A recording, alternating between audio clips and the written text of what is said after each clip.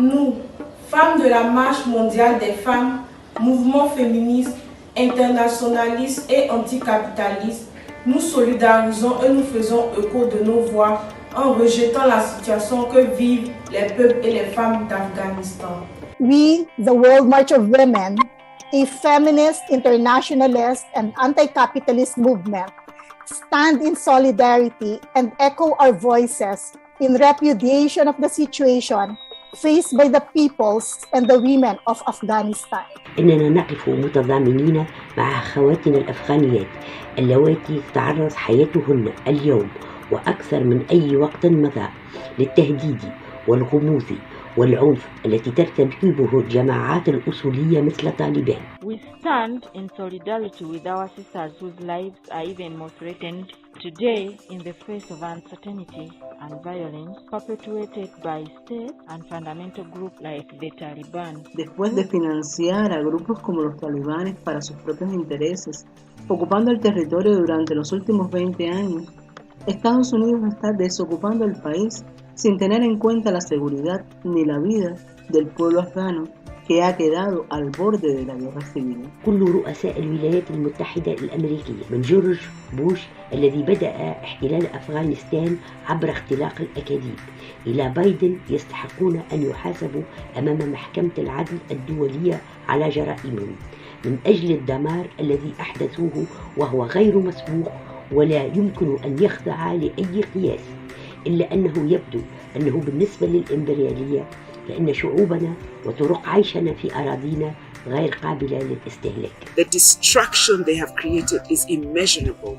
It shows that for imperialism, the peoples and our ways of life in our territories are expendable. Nous savons que pendant des décennies, le pays a été le théâtre d'innombrables guerres et luttes de pouvoir et qu'il est aujourd'hui évident qu'il a été l'objet d'une nouvelle manipulation.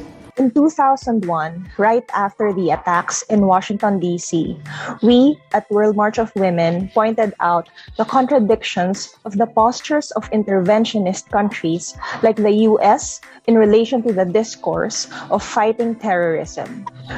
What is happening today in Afghanistan is a reflection of such hypocrisies. What is happening today in Afghanistan is a reflection of such hypocrisies. نحن النساء نجدد معارضتنا لجميع أشكال العنف والأعمال الإرهابية التي ترتكب في العالم بما في ذلك ممارسة دول مثل ما يسمى بالحروب الإنسانية أو الحروب الخفيفة وهجماتها على الديمقراطية وسيادة الشعوب وكذا الحصار الاقتصادي، الاحتلال والاستعمار والسياسات الصهيونية والقمع العنصري والأبوي. Sabemos por experiência que em qualquer conflito armado, as mulheres e as crianças são as primeiras vítimas, juntamente com as populações pobres e as comunidades racializadas. Vivenciamos as consequências das intervenções militares das forças da NATO e agora a desocupação irresponsável das tropas dos Estados Unidos da América, deixando o povo afegão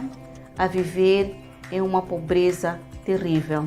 Nunca houve um interesse real em defender a democracia e os direitos humanos, mas o interesse político e econômico é utilizar países como Afeganistão como ferramentas para implementar os seus interesses, financiando grupos extremistas e fundamentalistas. في عام 2000 توجهنا إلى الهيئات الدولية للتنديد بالانتهاكات المتعددة التي تسببها هذه الصراعات في حياة النساء والشعوب من خلال تحديد المسؤولين ومصالحهم الحقيقية، وهي مصالح واضحة المعالم تتجلى في السياسة الرأسمالية الاستعمارية ونظام الأبوية المعتمدة من طرف الشركات المتعددة الاستيطان وفي صناعة الأسلحة وحماية الحكومات الفاسدة والاستبدادية ودعم الحركات الدينية الأصولية والجريمة المنظمة. Nós, da Marcha Mundial das Mulheres, denunciamos a violência e as injustiças que as mulheres no Afeganistão e no mundo inteiro enfrentam por causa dos conflitos.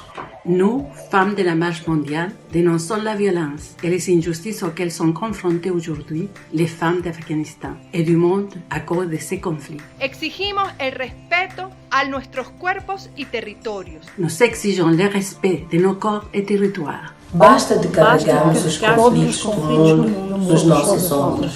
Exigimos maior responsabilização de todos os governos para evitar qualquer intervenção militar após a crise atual, interrompendo todas as agressões ou ocupações militares existentes. Garantizar el derecho de asilo y asegurar el derecho de las personas refugiadas a regresar a su país de origen. Também exigimos uma proibição da produção e venda de armas e exigimos que os Estados estabeleçam políticas de desarmamento no campo das armas clássicas, nucleares e biológicas.